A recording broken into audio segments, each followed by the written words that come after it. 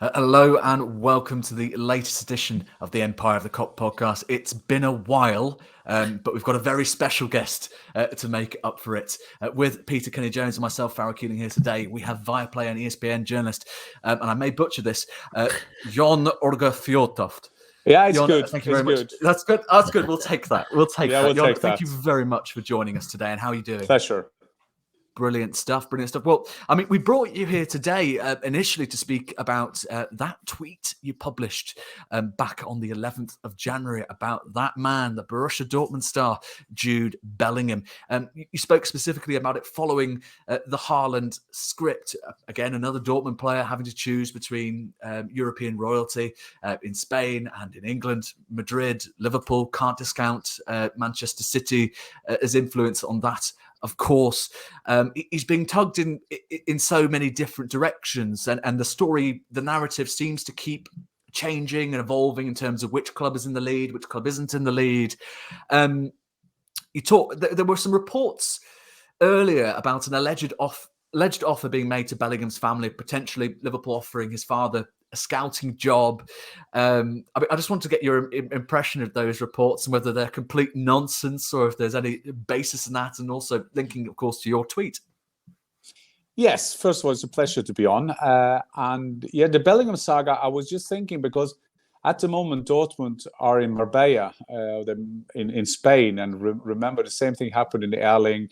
There was always reporting him signing Real Madrid shirts. Marca had so many front pages of him, and whatever he did, if he said gracias, that was a sign of him going to Spain or to Real Madrid, and it was all those kind of things.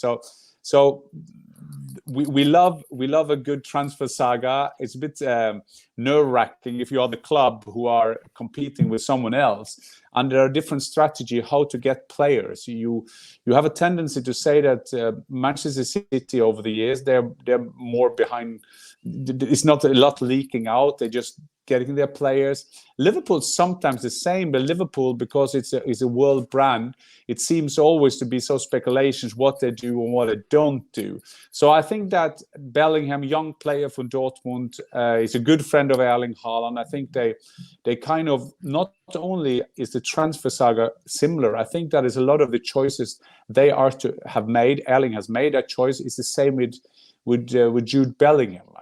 I think that as a football player, I mean, there are so many great clubs. I have been fortunate to play for great club, but I haven't played for the most famous ones. And there is a lot of famous clubs around the world, and to be linked with the likes of Liverpool, Real Madrid, and all the other English clubs, or Barcelona, or Bayern Munich, I mean, that is fantastic. But having said that, I think that the Bellingham family, I follow this kid since he came to Dortmund, because at the same time, more or less, that I start following intensively Erling, I was so impressed by Jude Bellingham. Not only what he did on the pitch, but because that is another story. He's a player who can play a number 6, he can play a number 8, he is a leader, he can even turn into a number 10, and being both a playmaker and a goal scorer and goal provider.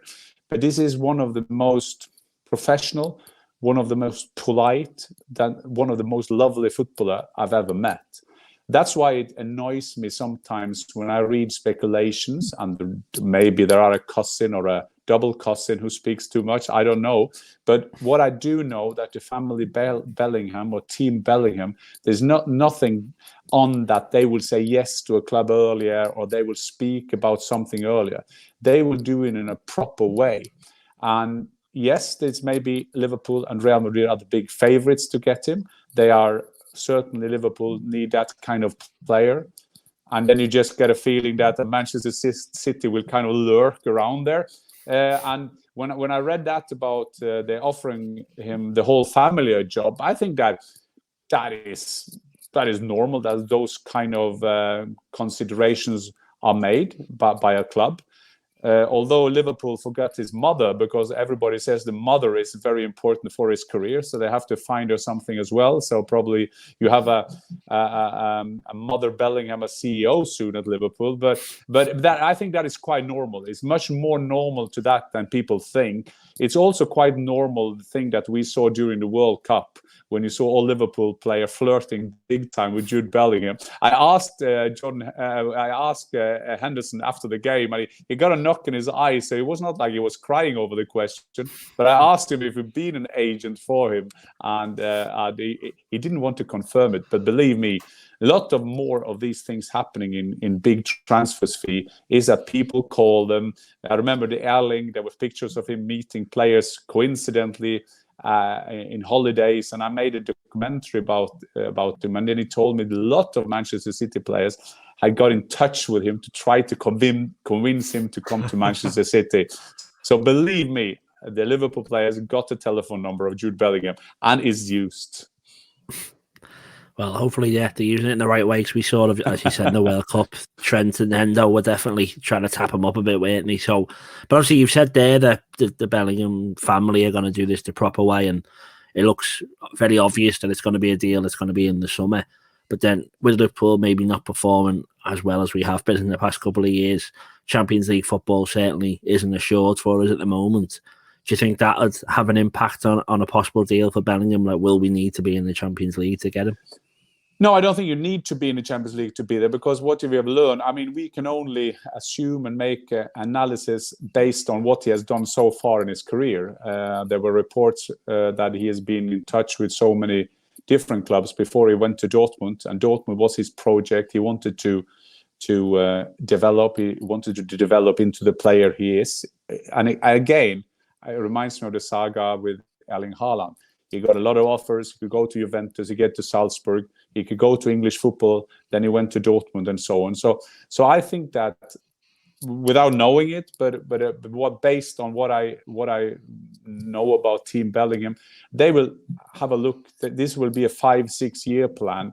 Where will he develop next? So there are years that you don't come into Champions League. Chelsea could happen this year. Liverpool, as you're saying, although I think Liverpool will do it, but they could be in and around there. So what I got a feeling with the people in and around him, it won't count. But of course, it's good when you are a ambitious young player that to be in the Champions League.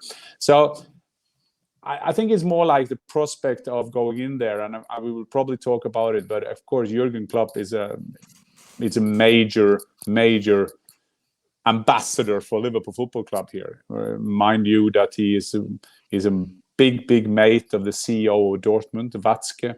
So he knows everything about Jude Bellingham. He got probably some spies in and around the club that still report to him. If he said in a half a sentence that Liverpool is a great place, I would love to go there. And then there's another thing as well. I think that we also learned from the Haaland saga, I think, again, based on my analysis, is that somehow football players tend to think that the holy grail of football, as a Liverpool man, you will say that it's Liverpool and then Bayern Munich or Manchester United or Chelsea or whatever. But, football players think that Real Madrid, there's something about Real Madrid. There is something magical about that white club, white shirts, Di Stefano, Puskas, Ferenc Puskas, and the Galacticos and so on. But I think that some of these players, these young players, these sensible players, think that maybe Real Madrid will be the end station. So where do you go after Real Madrid?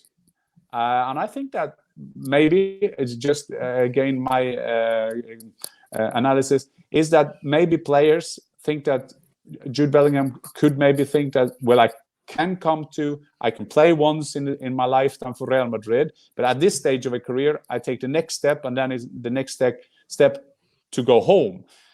Having said that, it's not easy to get offers from Real Madrid. I was team manager for Norway as Martin Ødegaard was 16 years of age, and he went to Real Madrid. And at that time, the consideration was that there was a second team there, coached by a quite well-known guy called Zinedine Zidane, and that was the major thing to kind of educate him. But of course, Jude Bellingham is now an English fixed starter for England and is one of the biggest prospects. But those kind of consideration could also be done by players. At least Team Haaland did that. I mean, you've mentioned about a 5 to 6 year plan. So I think that the thing that's been very clear, as you mentioned from the off, from Jude Bellingham, even when he was a young player at Birmingham City, is it's him and his family are very captivated by the project and by the plan. They don't just want the next big club. It's got to work for the long-term future of the player. With that in mind, it might then lean him towards a move to the Premier League, following in Erling Haaland's sort of footsteps.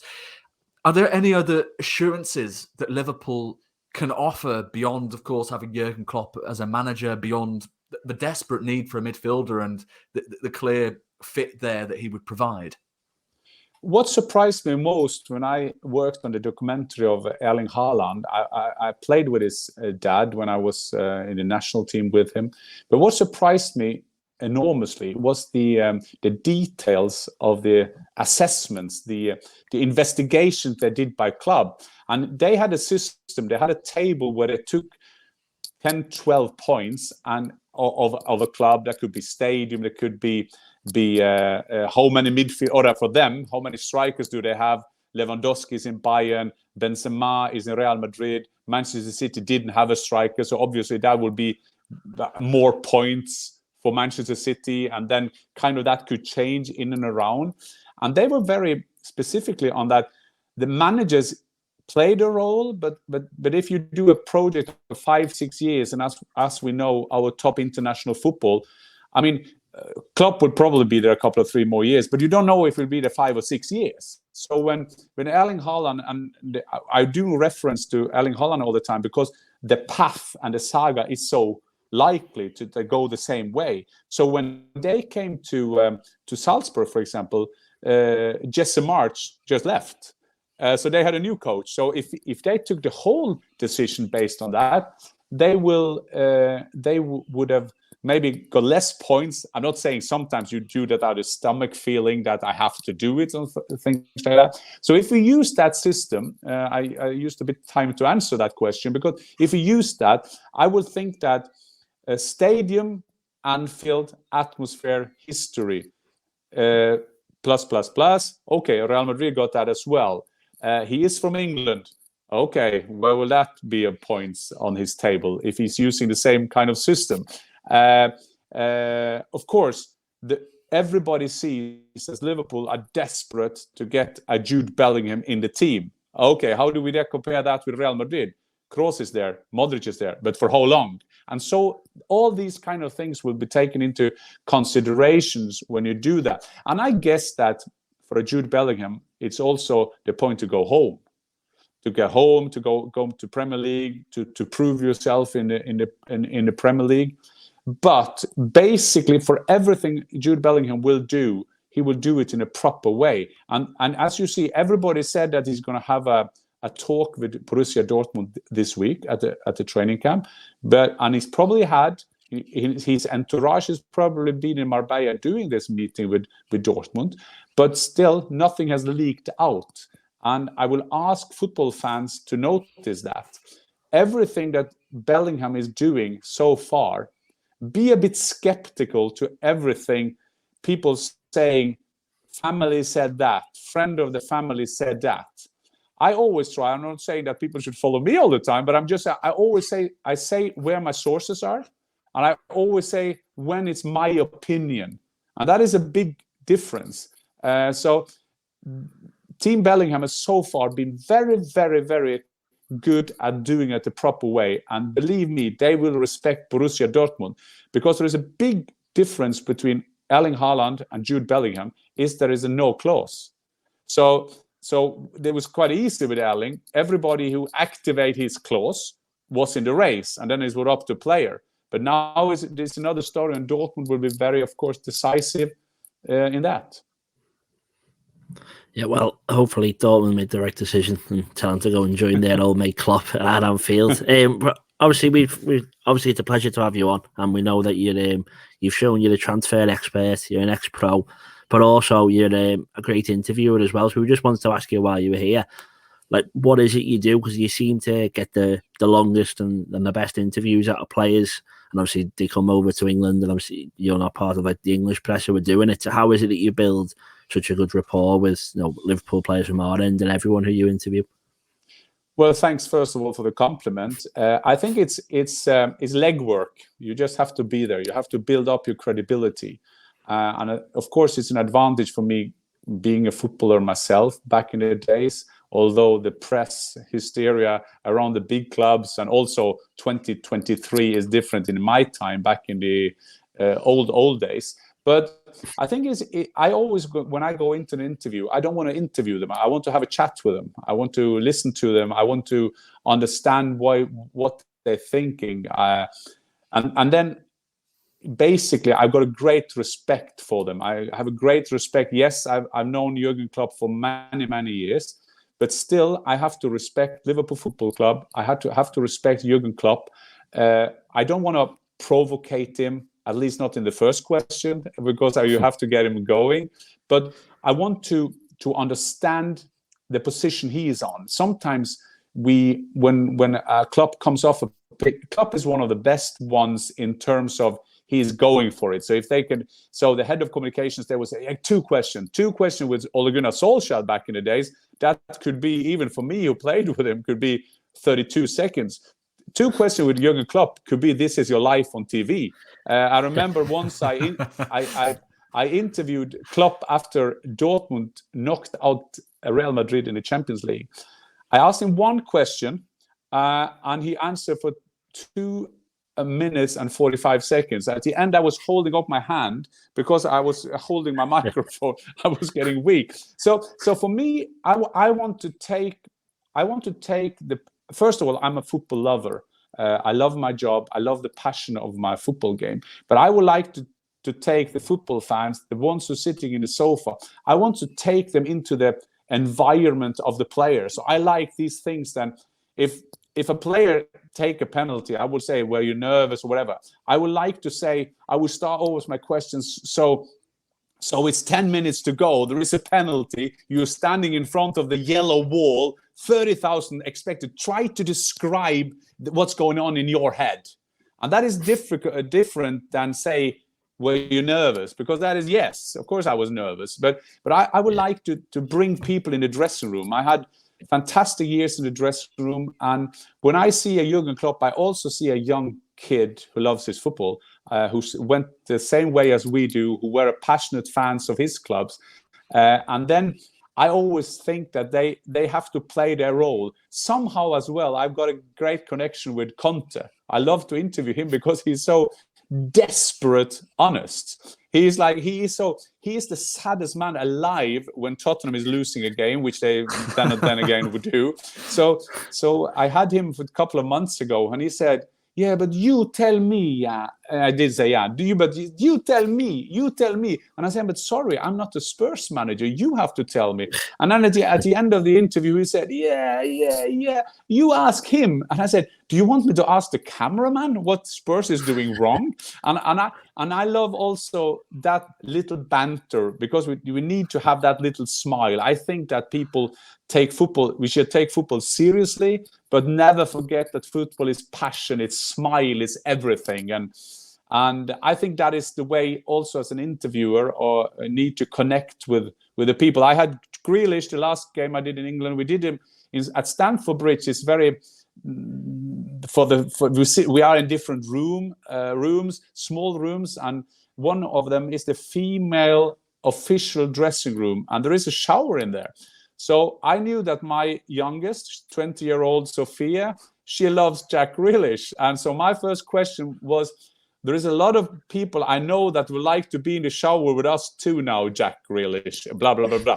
And then you kind of set the tone for the interview then. But not only banter, but I think that is a part of our football game. Lovely stuff. I mean, you mentioned Jurgen Klopp. I'm just curious whether you've noticed, because at the start of the season, particularly when there were conversations around FSG potentially selling the club, there were the possibilities in Liverpool fans' minds in terms of who could come in, could it boost our finances, then how does it change our transfer efforts? Jurgen Klopp seemed particularly enthusiastic in his interviews. And then over the course of the season, and the conversations around selling the club have died down, and it appears FSG are taking a step back. He seems to have become, I want to say, a bit more inward, a bit more kind of, I suppose, less enthusiastic about the prospects in the summer. I'm just wondering if you yourself, noticed a change in Jurgen Klopp and why you think that is. Yeah, sometimes it's a bit unfair on the managers because not Liverpool we must say have been a stable kind of owner, and every time I visit Anfield now, I see how the new stand is growing. You can see that the club is developing as you see it, but sometimes it's very unfair to the managers because managers are the one who speak to the press all the time. Managers are the one who people kind of reading a body language with them. And you see with Manchester United, I mean, the owners never say anything. And you see when the ownership goes wrong, how bad that is for a football club. So not only is Jurgen Klopp then responsible for the result in every different tournament or every game, he's every day more or less he needs to defend the club. He has to defend his players. He has to defend the finances. He was the one who had to speak about the Super League as other English managers had to do, and so on and so on. So I can understand that sometimes that getting too much. And what all these managers have in common, and the most of them in England, they are poco loco. They are crazy people because there is no one who would voluntarily be in that job without thinking that every day you can break down, because you can imagine the pressure Jurgen Klopp is on. And at the beginning of the season that was a hope of they're challenging, and then it's got a bit difficult, and then people start saying, yeah, but what happened in that 7th year, Klopp? Okay, if we do the numbers, not 100% similar, but he doesn't like that. And then he is the one that to the world press. And Jurgen Klopp is not only talking to you two or me, he's talking to the whole world. And what they also have in common, these strong leaders, because Jurgen Klopp is a strong leader and he's an example for a lot of CEOs in other industrial departments. They need to create that enthusiasm for everybody involved. I mean, if you see, as a Liverpool fan, Jurgen Klopp in a bad mood, your day will be a bit bad as well. But he is the one who kind of, we live and die by results. I'm also a football fan. I've always also had my job as a team manager. I mean, it's terrible. I mean, you think that the whole world goes against you. VAR is against you one Saturday. We love VAR next Saturday, and so on and so on. We love foreign owners, and we hate English owners, and then it's the other way around. So the pressure Jurgen Klopp is on, and remember also these strong leaders, they have one principle, is that they have that principle till they get a new principle. And Jurgen Klopp is like that. He is there is no one that I know among my friends who are talking badly of a Klopp, because you see Klopp, you know someone who's bubbling of energy and intensity. So, but if Jurgen Klopp goes down 5%, you can see it. You can see it straight away. And there's a lot of managers in English football as well. You don't know if they're alive or they are dead. And with Jurgen Klopp, you always know when he is a bit down, you know. Yeah, well, hopefully he's going to pick his mood up soon, and he's obviously, as you said, he's maybe down 5%. He's definitely not down a lot, and hopefully a few wins, and we'll be straight back up there, and we'll see his big smile once again. But maybe if we can put you on the spot, totally against the advice you just gave me for the yes or no answer, but Jude Bellingham, do you think he'll be a Liverpool player next summer? We can put you on the spot, yes or no? You're hard. No English football manager will have a look at the head of communication and say, what's wrong with this guy? I can't answer that. Or they will probably say to you, I would have probably said, you can ask me anything without that. We got that message as well. You know, I've got one thing, and you will see that on my tweet. I'm not, you said I was a transfer expert. I'm only transfer expert in the players or the people I know. Fabrizio Romano, he is one of those. He's like 12 years of age, but he's the most experienced man. He's like 80 when he's working. He's a fantastic man. So he would know more about that. What I would say, and I won't calm down, don't read so much into all these kind of things. Don't read so much into 69 front pages in Marca. Just relax. Liverpool are working very, very, very hard to get Jude Bellingham. Do I know Jude Bellingham's decision? No. Have I spoken to them? No, not at all. But the good news is nobody else has either. So you will see. And what we do know is that Liverpool work very, very hard to get him.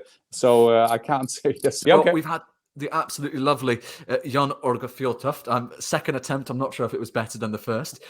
As ever, Peter Kenny-Jones, and I've been your host, Farrell Keeling, and this has been the Empire of the Kop podcast. Take care.